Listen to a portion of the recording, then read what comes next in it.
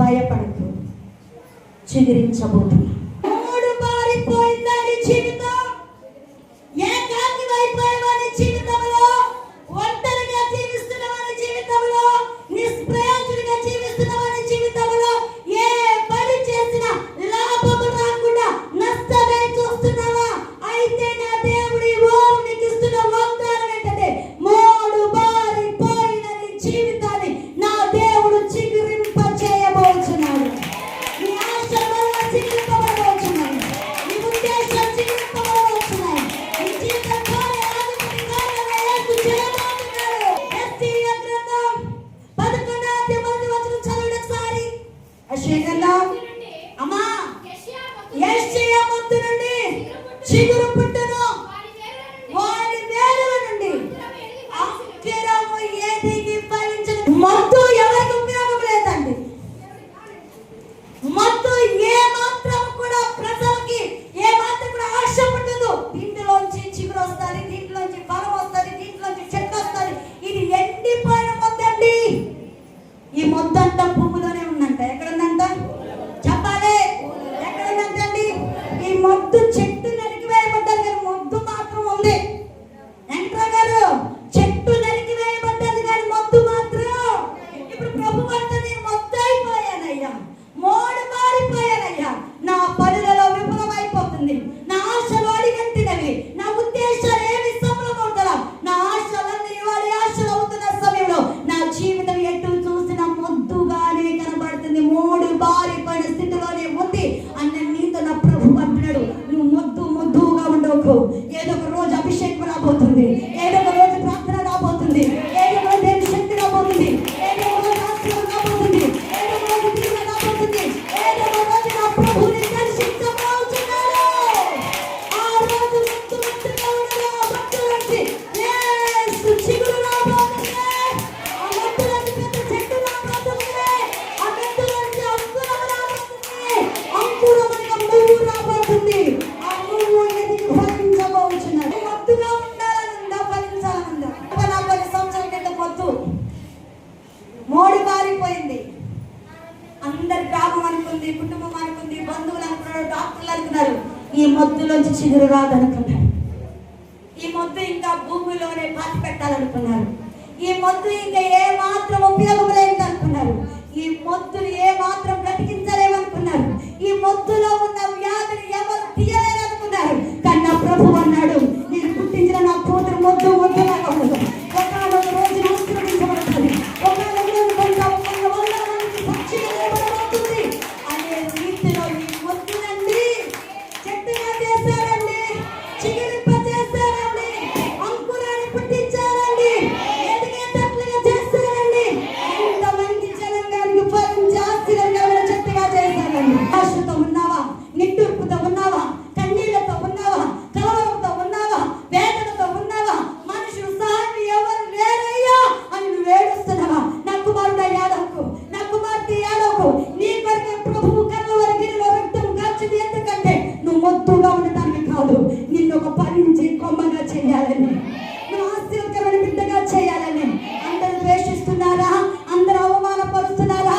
అందరూ హేళన చేస్తున్నారా? నీ పేదరికాన్ని చూసి, నీ ఇబ్బందులను చూసి, నీ ఇరుకులను చూసి, నీ కన్నీరుని చూసి, నీ కష్టాలను చూసి వీడి బ్రతుకు ఇంతే, వీడి జీవితం ఇంతే, ఇంకైతే జీవితం మారదనుకుని ఎవరైనా నిన్ను చూసి కనుక అంటుంటే నువ్వు ఒక ధైర్యంతో ఒక మాట చెప్పు, ఇప్పుడు నేను మొద్దును కానీ రాబోతున్నది నేను మహా చెట్టును అవ్వబోతుంది. మొద్దు చెట్టు అవ్వాలంటే, మొద్దు చిగురించాలంటే మొద్దులోంచి అంకురం. అంకురం అంటే ఏంటి?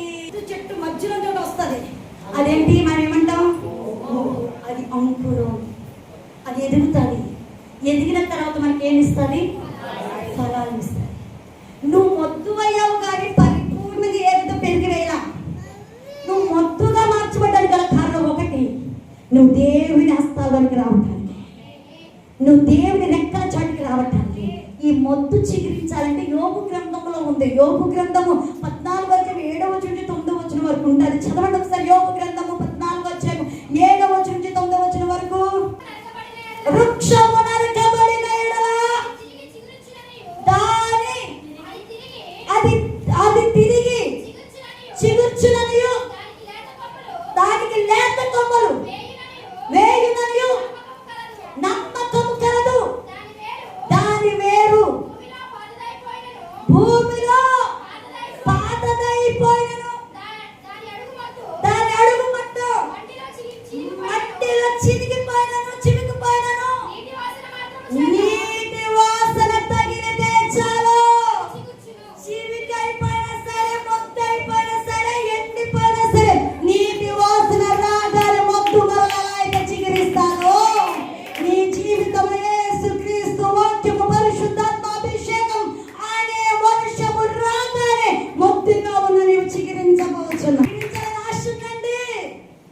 పరిశుద్ధ గ్రంథంలో కావుందండి.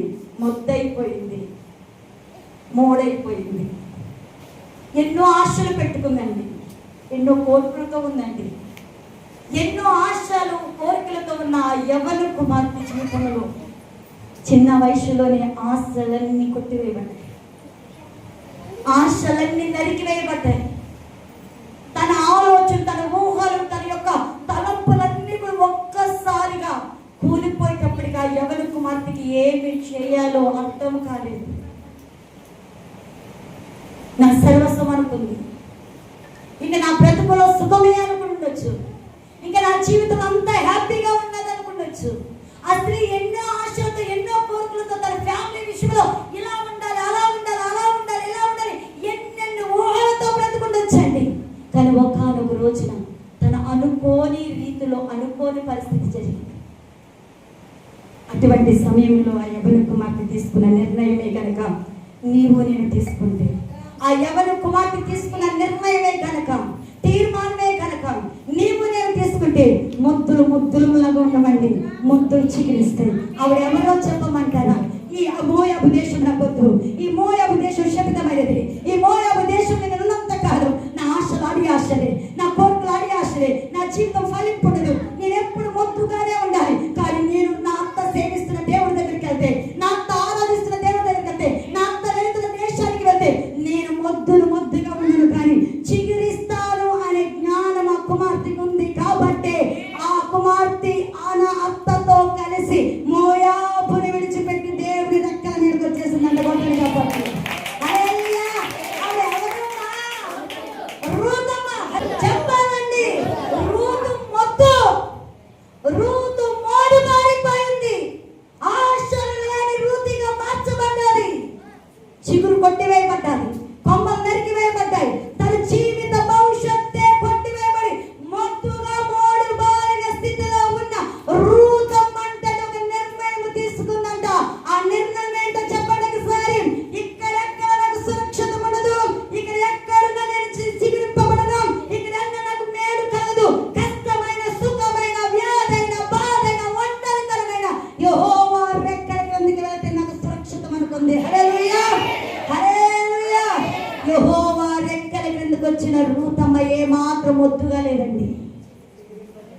అందరూ రూతుని చూసి ఒకవేళ హేళన చేసి, ఎందుకు వచ్చావమ్మా తల్లిదండ్రులు విడిచిపెట్టి, చిన్న వయసు యవ్వన కాలం, మనమండి నీకు ఏమొచ్చింది, ఈ పిల్లకి ఏం పట్టింది, ఈ పిల్లకి చిన్న వయసే, ఇంకొక భర్తను చూసుకుని చేసుకోవచ్చు కదా, ఈ ఒంటరితనంగా ఈ ఎండలో పరిదానిలాగా పరిపిల్లలాగా అక్కడికి ఎవడొకరు చేసుకుంటే ఇంట్లో ఉంటే సుఖపడతాయిగా అని ఎంత మందో అంటారు. రూతమని కాదు, ఎవరేమీ పట్టించుకోలేదు. మీరు అనుకోండి, ఒకనొక దినాన దేవుడు నన్ను మాత్రం ఆశీర్వదిస్తారని నిరీక్షణతో ఉంది.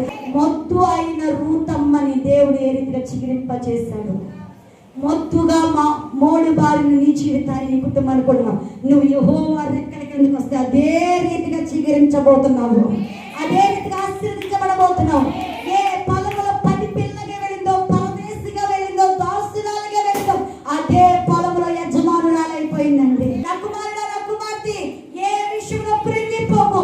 ఈ రోజు మొద్దు మోడి బారి పరిస్థితిలో, కష్టాలలో, కన్నీళ్ళలో, వ్యాధులలో, నిరాశలో, నిస్సులలో ఉన్నావా? నా దేవుని రెక్కల కిందకి పరిపూర్ణంగా వచ్చి ఉంటే కనుక నా దేవుడు రూతమ్మ జీవితంలో చేసిన కానీ నీ జీవితంలో కూడా చేయను కాక. రెండో ఆవిడ ఉంది, మోడు బారిపోయింది. ఈ దినానికి ఎక్కువ స్త్రీలము మనుషులు మాటినేస్తాం. ఎవరు మాటినేస్తాం? బుద్ధిగా నన్నేస్తాం. అది ఎటువంటి వారు చూసుకోం, ఎలాంటి మనసు కలిగిన వారు చూసుకోం, ఏ పరిస్థితిని చూడం. కానీ మనుషులు మాటలు నమ్మి మన జీవితాన్ని ఏం చేసుకుంటామండి? చెప్పాలి, అందరు స్వరాలకి చెప్పాలి. మనుషుల మాటలు నమ్మి మన జీవితాన్ని ఏం చేసుకుంటామండి? ఆ రీతికి ఒక స్త్రీ ఉన్నది పరిశుద్ధ గ్రంథం. ఒక 10 పిల్లగా వెళ్ళింది. 10 పిల్లగా వెళ్ళి ఆ కుటుంబంలో పని చేస్తూ ఉండగా ఆ భార్య భర్తలకి కార్యము జరగటాలా, అద్భుతం జరగటాలా, దేవుడు పిలిచాడు, ఇస్తానన్నాడు, ఇవ్వలేదు. కానీ వారి జీవితాలు కలతలు, గొడవలు, గందరగోళంగా ఉంటున్న సమయంలో ఆ ఇంటి యజమానురాలు 10 పిల్లలతో ఉందమ్మా, నా భర్తను చేసుకో అని. అప్పుడు అప్పుడు ఎవరు రాలండి, అమ్మా నేను చేసుకోను అంటే తన ఒంటరి స్థితి ఉండకపోలేము, మోడు భార్య స్థితి ఉండకపోలేము. కానీ ఆ యజమానులకి విధేయత చూపించింది, వివాహము చేసుకుంది. కొన్నాళ్ళకి యజమానురాలు కుటుంబం హ్యాపీగానే ఉంది. కానీ నమ్మి తన జీవితాన్ని అప్పగించిన ఆ యవనురాలు, ఆ స్త్రీ మోడు బారిపోయింది. ఎవరు ఆ స్త్రీ? ఎవరండి? హాగరు. తన జీవితం మోడు బారిపోయింది. తను అనుకుని ఉంటుంది, అమ్మో యజమాని ఇంటిలోనికి యజమానురాలుగా వెళ్తున్నాను, నా జీవితం సుఖంగా ఉంటుంది, నా జీవితం హ్యాపీగా ఉంటుంది అనుకుని తృప్తి పడే లోపు కట్టుకున్న భర్తే మా ఆవిడ వద్దంటుంది, నా ఫ్యామిలీ వద్దంటుంది, నేను నీతో ఉండటం కష్టతరము కాబట్టి నేను విడిచిపెడుతున్నాను. ఆదికాండ గ్రంథంలో ఉంటుంది 21:14-16 చదివి, బయర్షెబా అరణ్యములో దిక్కు తోచని దానిగా అటు ఇటు తిరుగుతూ ఉన్నట్టండి. అయ్యా వాళ్ళ మాట వినకుండా ఉంటే ఈరోజు నాకంటూ ఒక కుటుంబం ఉండనయ్యా, నేనంటూ హ్యాపీగా ఉండనయ్యా, నేనంటూ సంతోషంగా ఉండనయ్యా. వారి మాట విని వారి కుటుంబ సభ్యురాలు వెళ్ళిందట. వారు హ్యాపీగా ఉన్న సమయంలో నన్ను దూరం పెట్టారా అయ్యా అని ఆగరి హృదయం కూడా ఎంతో కృంగిపోయి,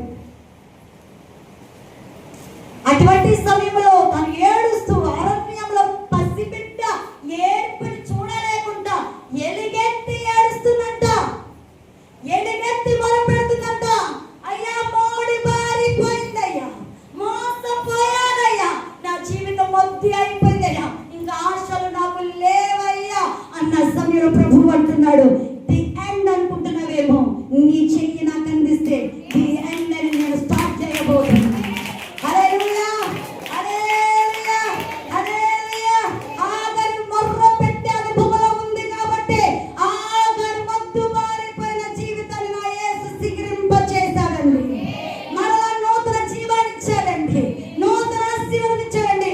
ఒకప్పుడు అబ్రాహాము ఇంటిలో ఉండి అబ్రాహాముకు భార్య అయింది కాబట్టి ఆశీర్వాదం ఆగరులో ఉందేమో, కానీ ఆగరు దేవుని మొరపెడితే ఆగరుని దేవుడే వచ్చి ఆశీర్వదించేటట్లుగా దీవించబడ్డారు. ఇది నేను చాలా స్త్రీలు చేసే తప్పు అదే, నేను చాలా మంది బ్రదర్స్ చేసే తప్పే అదే. ఫ్యామిలీ ఉంటుంది, యూట్యూబ్ ఛానల్లో చూసి వాళ్ళకి నేను చెప్తున్నాను, ఇది నేను ఒంటరిగా కుమిలిపోతూ ఒంటరిగా వేదన పడటానికి మనం తీసుకునే డిసిషన్ నిర్ణయాలే చివరికి మనం జీవితాలు ఒంటరిగా చేస్తాం. ఇది నేను భార్య భర్తలు గొడవలతో దూరంగా ఉన్నారని చెప్పి, ఇది నేను ఇంకొక పర్సన్ని మనం ప్రేమించి వాళ్ళు మనం చేసుకున్నాం అనుకోండి, ఏదో ఒక రోజు వాళ్ళు కలపబడతారు. తిరిగి మనం వెళ్ళిన మనం ఏమైపోతాము? చెప్పాలే, ఏమైపోతాం? ఎడారి అయిపోతాం. ఇది నేను అలా మోసపోయిన వారు ఎవరైనా యూట్యూబ్ ఛానల్ గారు చూస్తుంటే నా దేవుడు నీకు ఇస్తున్న వాగ్దానం ఏంటంటే, మోసపోయావు, మోడైపోయావు, ముద్దయిపోయావు, కానీ ముద్దయిపోయిన ఆ స్థితిలోనే ఉండకు. ఈ రోజు నేను నీ చెయ్యి నాకు అందిస్తే మూడు బారిపడి నీ జీవితాన్ని మరలా చిగురించేటట్లుగా చేయబోతున్నాను, ఆశీర్వదించబడేటట్లుగా చేయబోతున్నాను. ఆగరిని ఎలాగైతే నా దేవుడు దీవించాడు, నిన్ను కూడా అలాగే దీవించబోతున్నానని వాగ్దానం చేస్తున్నాడు. హల్లెలూయా. మొదటి స్త్రీ మూడు బారిపోయిన స్త్రీ యెహోవా రెక్కల కిందకి వచ్చింది, చిగురించి ఎదిగి ఫలించి యేసుక్రీస్తు వంశావళికి వచ్చింది. రెండవది మనుషుల మాటలను నమ్మి మోసపోయి తన జీవితాన్ని అంకితం చేసుకుంది. చివరాఖరికి వాళ్ళు ఏం చేసి మధ్య రకంలో విడిచిపెట్టారు. విడిచిపెట్టిన సమయంలో తన జీవితం నిరాశ నిస్పృహే మిగిలింది. మూడు బారిపోయి మొద్దు బారిపోయినటువంటి సమయంలో దేవునికి మొరపెట్టింది. ఎవరికి మొరపెట్టింది? ఒకటి యెహోవా దగ్గర కిందకి వస్తే నువ్వు చిగురిస్తావు, రెండు దేవునికి మొర్ర పెడితే నువ్వు చిగురిస్తావు, మూడోది చూసుకుంటే దైవజనుడు ఒక ఆయనండి, ఈ లైట్ కనిపెట్టిన వ్యక్తి చెప్ప థామస్ ఆల్వా ఎడిసన్. ఎవరు తెలియని వాళ్ళంటూ ఎవరు లేరు, చదువుకోలేని తెలిసే తెలియదేమో కానీ చదువుకున్న ప్రతి ఒక్కరికి తెలుసు. ఈ థామస్ ఆల్వా ఎడిసన్ గారంట ఒక మొద్దువాడంట, మొద్దువాడు గొప్పోడైపోడంట. టీచర్ అంట వాళ్ళ అమ్మగారి దగ్గరికి ఆయన చేతిలోనే స్లిప్ పెట్టి టీచరు ఇది అక్కడికి అన్నారంట. ఇచ్చేటప్పటికి మొత్తోడికి ఏం చెప్తుంది, అది ఏం రాస్తాడు, ఏముందో ఏం కనుక ఈ సీట్ ఇచ్చుకుని సంతోషంగా అమ్మ దగ్గరికి వచ్చి అమ్మ అమ్మ అమ్మ టీచర్ ఇచ్చాడు అన్నారు. వాళ్ళ అమ్మ తీసుకుందంట, చదివిందంట. అక్కడ రాస్తున్నది ఏంటంటే, అమ్మా రేపటి నుంచి నీ కొడుకుని స్కూల్కి, నీ కొడుకు ఎంత ముద్దోడంటే అంత ముద్దోడు, ఎంత చెప్పినా నీ కొడుక్కి అర్థం కాదు. కాబట్టి నీ కొడుకుని రేపు నుంచి స్కూల్కి నువ్వు పంపనే. ఇది చదివిన తల్లి కొడుకు అంటాను, అమ్మమ్మ ఏం రాస్తారంటే ఏం లేదన్నా, నీ జ్ఞానానికి టీచర్లు కూడా చదువు చెప్పలేకపోతున్నారు. నీ జ్ఞానానికి టీచర్లు కూడా అంటున్నారు, నీ జ్ఞానానికి టీచర్లు కూడా చదువు చెప్పలేకపోతున్నారంట.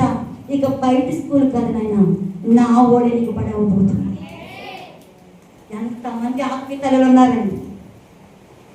నా ఓడే నీ బడవుతుందని ఆవిడంట వాక్యం చదువుతున్న సమయంలో ఒక్కొక్క మాట ఒక్కొక్క మాట ఒక్కొక్క మాట తామసాలుగా ఏడ్చికి నోరు పోసి వాక్యం చెప్పుతూ ఉపదేశిస్తూ చదివిస్తూ అలా చదువుతూ చదువుతూ చదువుతూ చదువుతూ పెద్దవాడైన తర్వాత అంటండి, ఈ మొత్తోడు బైబిల్ చదువుతున్న బట్టి తనకు ఒక ఆలోచన పుట్టిందంట. ఏంటి ఆలోచన చెప్పమంటారా? నన్ను వెలిగించిన ఈ బైబిల్ నన్ను వెలిగించింది, నేను లోకానికి వెలుగు. అప్పుడు వారికి లైట్ అంటే ఏంటో తెలియదంట, సూప్ లైట్ అంటే ఏంటో ప్రపంచానికి తెలియదంట.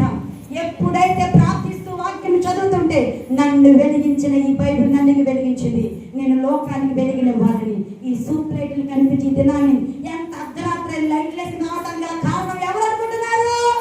మొత్తోడు. నా పిల్లల జీవితంలో ఈ రోజు నువ్వు మొద్దుగా ఉన్న నీ జీవితాన్ని జ్ఞానము కలిగిన బిడ్డగా చేయబోతున్నాను. ఆయన పొజిషన్లో నిలబెట్టబోతున్నాను, ఉన్నత స్థలంలో నిలబెట్టబోతున్నారు.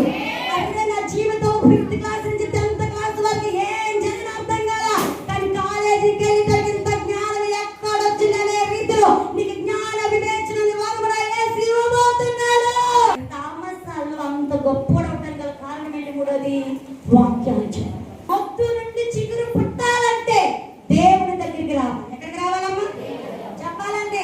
నేను లోకంలోనే ఉంటాను, పాపంలో ఉంటాను, ఆచారాలు ఉంటాను, అలవాట్లు ఉంటాను, కానీ దేవుడు నా మొత్తం జీవితాన్ని మార్చాలంటే మార్చడు. లోకాన్ని విడిచిపెట్టి, పాపాన్ని విడిచిపెట్టి, అన్యాచారాన్ని విడిచిపెట్టి, స్నేహాలు విడిచిపెట్టి, నువ్వేదైతే దేవునికి ఇష్టమైన కార్యాలు చేసావు అవి విడిచిపెట్టి దేవుని దగ్గరికి రూతు వల్ల వస్తే మొత్తంగా ఉన్న నీ జీవితాన్ని ఆవిడ వల్ల చిక్కింప చేయబోతున్నావు.